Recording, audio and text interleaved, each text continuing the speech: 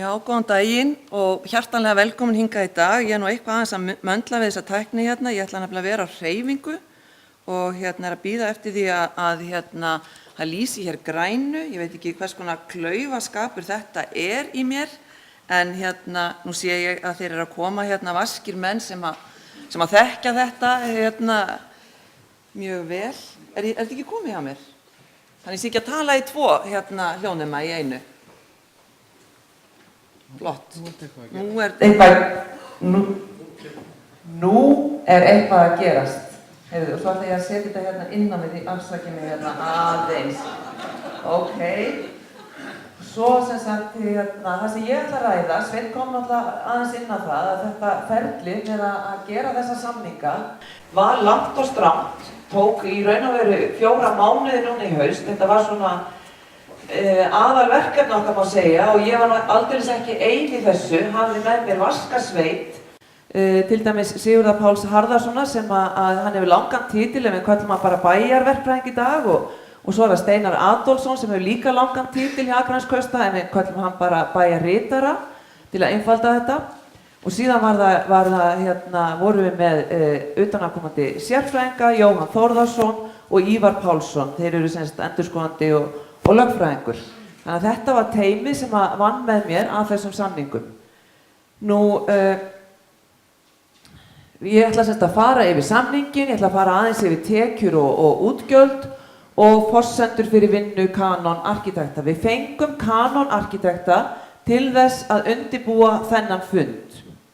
Og það var í raun og veru, sú vinna var hafin áður en við lukum þessum samningum vegna þess að við vissum auðvitað að inn í framtíðinni að þá þyrftum við þá myndum við fara að vinna með þetta svæði, þannig að við vildum vera svona vel undirbúin og byrja á þreifingum varðandi hugmyndafræði og annað, því að skipulag tekur auðvitað mörg ár eins og þið vitið. Nú, við skrifum undir 27. desember og ég held að ég hef aldrei á ævinni verið jafn lengi að skrifa undir nokkurn samning vegna þess að það tók hálftíma að skrifa undir öll þau eintök og blöð sem að fylgja þessu. Vegna þess að þetta eru auðvitað gríðarleg mannvirki og svona, en meginniðurstaðan að við fengum þennan reit, mannvirki og lóðarréttindi án endurgjalds til Sementsverksmiðjunnar. Nú, í fyrsta lagi að þá tökum við mannvirkjum sem eru 21.500 fermetrar og þau eru kvaða og veðbandslaus og þess vegna kemur Arion banki inn í þetta til þess að tryggja það og þau eru afhent án endurgjalds eins og ég sagði áðan. Við tökum við réttindum á lóðum upp á 55.500 fermetra og Sementsverksmiðjan eins og Sveinn kom inn á heitir Sementsverksmiðjan EHF, þetta sama kennitalan. Hún mun starfa að innflutningi Semens og hafa umráðarétt yfir tæplega 11% af landinu. Hún hefur umráðarétt, svo ég svona myndgeri þetta, yfir sílónum og þessum stóru sílóum og bryggjuhúsinu. Ekki guluskemmunni, ég er að reyna að læra orðin eins og skagamenn þekkja þetta, ekki heldur við köllum þetta bryggju, eða þetta langa hús sem ég er ekki bryggju, bryggjuhúsið. Og þegar að lóðarleigusamningurinn rennur út, gagnvart þessum fermetrum sem þeir fá núna, að þá fáum við hann afhentan 2028 án hvaða veðbanda eða endurgjalds. Við fáum Faxabraut 10, gulu skemmuna, og við getum selt hana eða leigt hana. Og Sementsverksmiðjan tekur síðan 1400 fermetra af því húsnæði sem við fáum núna til umráða á leigu til 2 ára. Og það í hluti af Faxabraut 11A og Mánabraut 20. Nú, við fengum við undirritun samningsins eingreiðslu upp á 23,4 milljónir króna og það í samræmi við þann samning sem var gerður 2003. Það var að Akraneskaupstaður, eða Sementsverksmiðjan myndi standa, myndi taka á sig að rífa niður efnisgeymsluna. Þetta mál hins vegar flóknara en svo vegna þess að húsin eru öll samtengd og það mjög erfitt að taka einhvern veginn einn hluta út úr og rífa hann á þess að aðri standi bara með enga veggi eftir.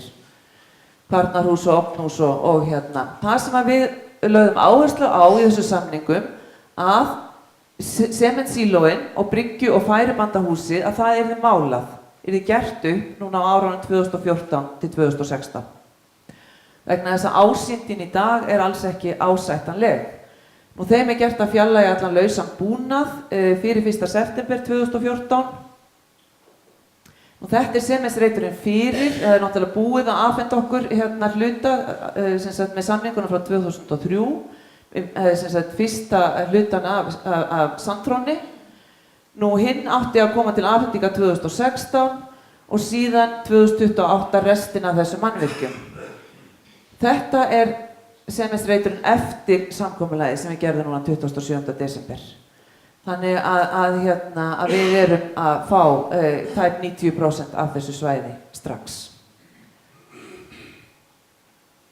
Nú þetta er, sjáu þetta betur, þetta eru þessi grænu svæði. Það eru svæði sem voru afhent Akraneskaupstað við sölu semensverksmiðju ríkisins. Gulgrænu er svæði sem hefur verið afhent Akraneskaupstað. Og þetta fjólubláa er svæði sem er í umsjón semensverksmiðjunnar til ársins 2028. 1. ágúst minni mig. Já. Nú, þessi leiga sem að semensverksmiðjan fær núna inn á okkar mannvirkjum, þetta er ekki að tala um sílóin, heldur hérna Faxabrautin og Mánabrautin, það er vélaverkstæðið, það er rafmagnsverkstæðið, það er geymsluskúr inn á lóðinni, hluta kvarnhúsi og loftpressurými. Þetta er, þeirra mati skiptir miklu máli fyrir þá starfsemi sem þeir eru í núna, en við vildum ekki hafa þetta lengra heldur en til 2 ára. Þannig að því að við viljum hafa þann möguleika að hafa yfirráð yfir þessu öllu ef við þurfum þess. Nú þetta leigurými sést þarna á rauðu myndinni. Það er þessi mannvirki sem er á milli efnisgeymslunnar og ofnhússins eins og kvarnahúsið og síðan er það hluti, við eigum náttúrulega ríkið á stóran hluta á Mánabrautinni og við eigum alveg eftir að taka þá, við ákváðum að semja fyrst við semensverksmiðjuna, svo spurning hvað við gerum varðandi það. Það er seinni tíma mál en við áttum 2 neðstu hæðirnar og þeir eru að taka hluta af því rými. Nú, notkunarmöguleikar í dag eru þannig að við fáum mötuneyti og starfsmannaaðstöðu af Mánabraut 20, 450 fermetra sem eru lausir nú þegar. Við fáum stjórnstöðina og það eru 433 fermetrar og hún verður laus núna 1. maí. Við fáum ofnhúsið, það verður laust 1. október, tekur tíma að því við gerum kröfum að þetta sé hreinsað. Og svo fáum við, erum við nú þegar með efnisgeymsluna. Og þetta er alveg magnað að koma inn í, til dæmis, efnisgeymsluna. Lofthæðin er svo mikil að þetta er ótrúlegt rými. Nú, kostir þess að semja, við auðvitað fórum yfir þetta fram og tilbaka vegna þess að það eru ákveðin útgjöld, ég fer yfir það hérna eftir. En það er náttúrulega yfirráð yfir þessu svæði strax, það skiptir máli.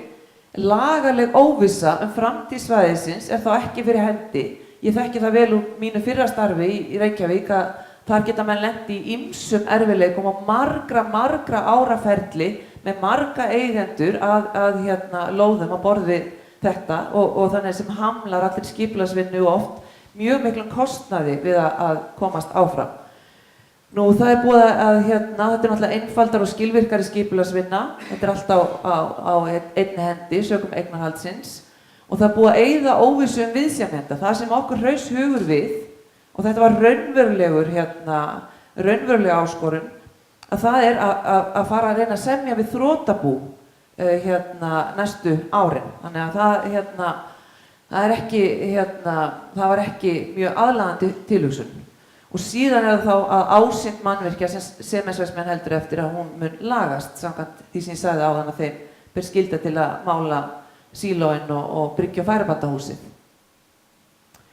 Nú þetta er þessi árlegi kostnaður okkar, 15,5 milljónir króna og þetta eiga að vera fráveitu og vaskgjöld, þau eru merkt svona en þetta snýst það, þetta séu fráveitu og vaskgjöld frá Orkuveitunni, 4,5 milljónir og svo koll á kolli og við erum með viðhald og umsjón, þeir halda ákveðinni vöktun á svæðinu, Sementsverksmiðjan. Síðan það, kannski ekki rétt að segja aukakostnaður, bara raunverulegur, töluverður kostnaður getur komið til í framtíðinni vegna skipulagsvinnu, niðurrifa, gatnagerðar, vinnu við að gera svæði byggingarhæft og það svæði sem við tökum yfir núna, það hefur verið metið svona 250 milljónir að rífa ef öll mannvirkin yrðu rifin og þá er ég ekki að taka sementsílón inn í það. Þannig að það er svona, það er þessi kostnaður. Tekjur, það sem sagt myndi þá koma til vegna sölu byggingaréttar, gatnagerðargjalda og leigutekna, það er svona það sem við horfum í. Og það eru leigutekjur frá Sementsverksmiðjunni á okkar hluta, þessi 1400 fermetrar. Nú það var eingreiðsla frá Sementsverksmiðjunni sem var 23,4 milljónir vegna niðurrifskröfunnar á efnisgeymslunni, samkvæmt þessu samningi frá 2003. Nú Faxabrautin, hún er metin á fasteignamatið 55 milljónir króna í dag og það er spurning hvort að það er einn aðili sem að við þurfum að, við erum þokkalega bjartsýn varðandi það að við getum hugsanlega selt Faxabraut 10. Nú síðan munum við hafa tekjur á sölu byggingaréttar og gatnagerðargjöldum til að standa undir því að gera svæði byggingarhæft. En þá er auðvitað alltaf spurningin hvaða viðmið og ég kem inn á það núna í lok fundarins varðandi reksturinn á þessu áfram að það er auðvitað alltaf spurning hvernig við förum með það og það getur líka verið miklir hagsmunir bæjarbúa fólknir í því að fá atvinnu fyrirtæki og fullt af tekjum þó að þannig að þetta er ekki einhlítt hvernig við förum með þessi mál og auðvitað verður svo stefna tekin þá að bæjarstjórninni í heild. Nú kanónarkitektar voru sem sagt fengnir til þess að vinna undirbúa þennan íbúafund og okkar samningur er sem sagt fram til dagsins í dag og búið að vera frábært að vinna með þessu fyrirtæki og fagmenn, alveg toppfagmenn, Guðfinna kynir þau betur hér á eftir. Svona markmiði, yfirmarkmiði sem að bæjarstjórnin er í öllum okkar umræðum þetta svæði að þá hefur þetta komið verið einugur að skipulag reitsins verði vandað og unnið í sem mestri sátt við ykkur og aðra hagsmunaaðila. Uppbygging og þróun svæðisins verði unnin á faglegan hátt og það skiptir mjög miklu máli að það verði leitað bestu hugsanlegra lausna og við þurfum að horfa kannski aðeins út fyrir Ísland í þeim efnum. Hvar hefur tekist best til að vinna með svona svæði? Og hlutverk Canon arkitekta, það hefur nú komið fram í einhverjum fréttum og fréttatilkynningum orðið tillaga og ég vil ítreka það, hér eru við að varpa bara upp ólíkum sjónarhornum á Sementsreitin eða reitina eins og maður kannski ætti að kalla þetta. Þetta er ekki bara einn reitur, þetta er svo gríðalegt landflæmi að þetta geta orðið margir reitir og þeirra hlutverk er að kveikja í okkur. Þannig að það komi enn fleiri hugmyndir upp á yfirborðið í dag og næstu vikur og mánuði. Nú vinnuforsendur sem að þau fengu að það er í fyrsta lagi svona landfræðilega forsendur og við teljum mjög mikilvægt, við erum náttúrulega með Langasand sem er algjör perla en miðbærinn okkar er líka mjög merkilegur. Miðbæjarskipulagið er frá 1927. Það eru mjög fáir bæir sem eiga svona torg sem eru með húsum þétt í kring og þetta er eitt af fyrstu svona skipulögum sem voru samþykkt hér á Íslandi, er það ekki satt, arkitektar? Já, einmitt. Hér er alveg herskari arkitektum á fyrsta bekk. Þannig að þetta er auðvitað mjög merkilegt svæði og við sem sagt settum höfnin, Langisandur og miðbærinn sem svona forsendur og svo auðvitað koma kannski einhver önnur sjónarhorn í dag. Vinnuforsendur í öðru lagi, hvernig viljum að atvinnulífið þróist? Við vorum með mjög skemmtilegan, að mínum mati allavega og ég heyrði ekki annað á flestum viðmælendum mínum, fundum atvinnumál sem sagt 30. nóvember og við erum að halda áfram. Þetta var ekki bara einn fundur sem kláraðist því eftir að fá kynningu á helstu niðurstöðum og þetta allt mun tengjast þessari vinnu sem við erum að velta fyrir okkur með Sementsreitin. Og þarna, ég ekki með sem sagt, þetta svona hluti af því sem kom fram, ég tók bara svona stikkpröfu í dag, að þetta svona það sem að kom út úr hópavinnu, mikilvæg áhersla á sjávartengda ferðaþjónustu, það lögð áhersla á að fara í aukna matvælaframleiðslu, við erum náttúrulega með þessi frábæri sjávarútvegsfyrirtæki, stoðþjónustu við sjávarútveginn, við erum náttúrulega með alveg topp aðila þar líka, og hátæknistörf að laða fleiri hátæknistörf í bæinn. Og á grunni þessara stefnumótunar, og það eru fleiri þættir, bara þannig að þið sjá ekki það sem þið lögðu mest áherslu á, þá bara það í gögnunum samt. En svona í takt við þessa stefnumótun, þá ákvað bæjarráð samþykkti að auglýsa eftir stöðu markaðs- og kynningarfulltrúa fyrir Akranes, bæði til þess að kynna Akranes sem góðan kost fyrir fyrirtæki sem vilja setjast hér að, líka fyrir sem búsetumöguleika og síðan í ferðaþjónustunni, þannig að sú auglýsing birtist í fjölmiðlum í dag.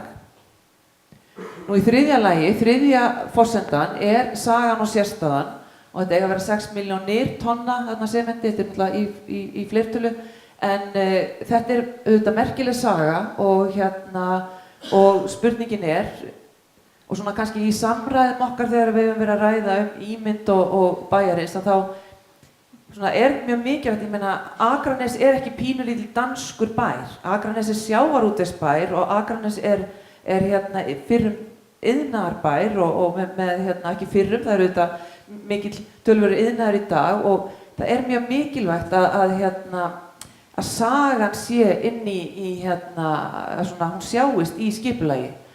Og þetta eru spurningar, á að nýta, vernda byggingarnar, á að nýta sumt og annað ekki, eða á bara að rífa allt dótið.